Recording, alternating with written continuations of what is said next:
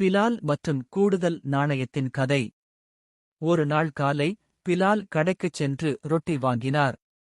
அவர் கடைக்காரரிடம் 10 ரூபாய் கொடுத்து தனது ரொட்டி மற்றும் சில்லறை பணத்தை வாங்கினார். பிலால் வீட்டிற்கு வந்ததும் மீண்டும் நாணயங்களை எண்ணினார். ஓ, ஒரு கூடுதல் நாணயம் இருக்கிறது என்று அவர் கூறினார். அவர் ஒரு கணம் யோசித்தார். நான் அதை வைத்திருக்க வேண்டுமா? இல்லை, அது என்னுடையது அல்ல. பிலால் விரைவாக கடைக்கு திரும்பிச் சென்று நாணயத்தை கடைக்காரரிடம் கொடுத்தார். அங்கிள், நீங்கள் தவறுதலாக எனக்கு ஒரு கூடுதல் நாணயத்தை கொடுத்தீர்கள் என்று அவர் பணிவுடன் கூறினார். கடைக்காரர் சிரித்துக்கொண்டே, நன்றி பிலால், நீ ஒரு நேர்மையான பையன். அல்லாஹ் உன்னை ஆசீர்வதிப்பானாக.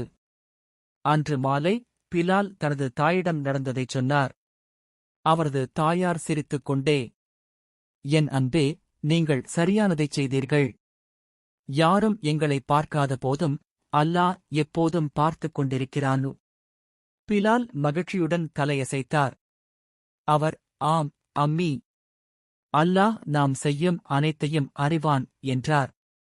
ஒழுக்கம். யாரும் நம்மை பார்க்காவிட்டாலும் அல்லாஹ் எப்போதும் நம்மை பார்த்துக் கொண்டிருக்கிறான். எனவே நாம் எப்போதும் சரியானதை செய்ய வேண்டும். நிறைய வீடியோக்கள் வந்துட்டே இருக்கு. சப்ஸ்கிரைப் பண்ண மறக்காதீங்க.